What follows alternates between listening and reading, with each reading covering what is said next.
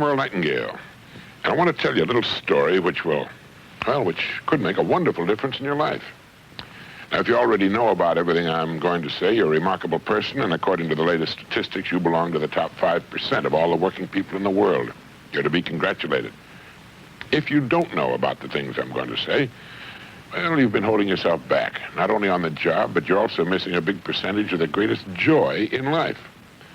I want to talk about your boss and your relationship with him. How you handle this relationship will determine your success or failure. It will determine how much money you make or do not make. And it will determine whether you're a happy person or an unhappy person. So let's talk about you and your boss. Who is your boss? You have only one.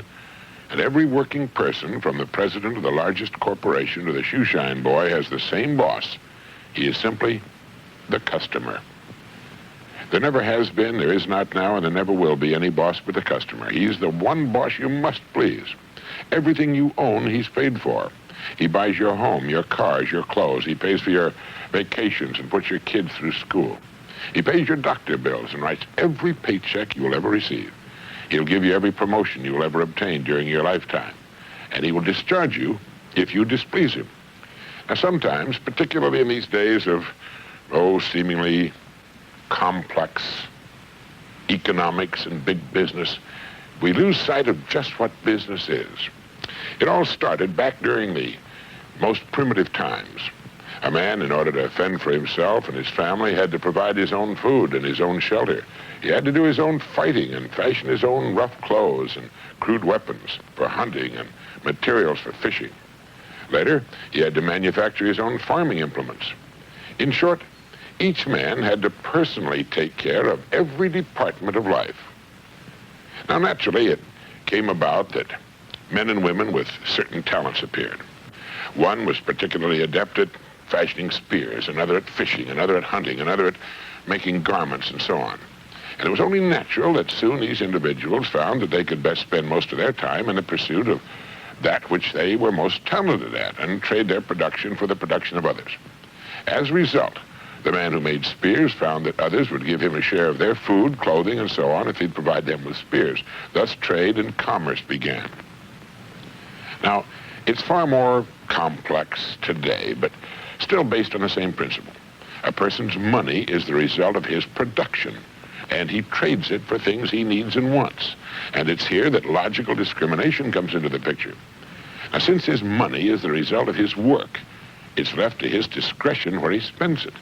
And it's here that he assumes the role of boss. He will spend his money only with those whom he feels have earned it. And this is as it should be. You and I are exactly the same way. If someone treats you badly in any way, well, you instinctively feel that he hasn't earned your business, and you'll withhold it from him. Over a period of time, this amounts to a really substantial penalty. Let's say a family spends, $40 a week for food, and because they've been mistreated or even get the feeling they're not appreciated or liked, they stop doing business at one store and take this business to another store. Now, that's a yearly penalty to the one store of $2,800 and a reward of that amount to another store. In 10 years, it amounts to $28,000. Now, this amount of money can be lost by not realizing who the boss really is. And the same applies to our clothes, drug items, hardware, cleaning, gasoline, automobiles, everything we purchase. The average family spends more than $7,000 a year. This money pays your salary and mine if we earn it.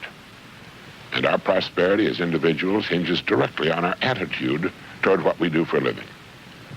The man who works on an automobile assembly line might not think much about the car at the point of sale or about the family which will eventually buy and travel in that car. But that family pays his salary, and they will withhold the purchase of the car on which he works if it does not earn their respect and admiration.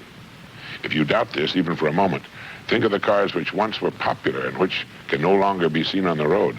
This applies to all products. Having earned a successful place in the economy should never be confused with keeping it. It must be earned every day, year in, year out. There's not a company that could not go out of business. Everything depends on how the boss is treated, the boss being the customer.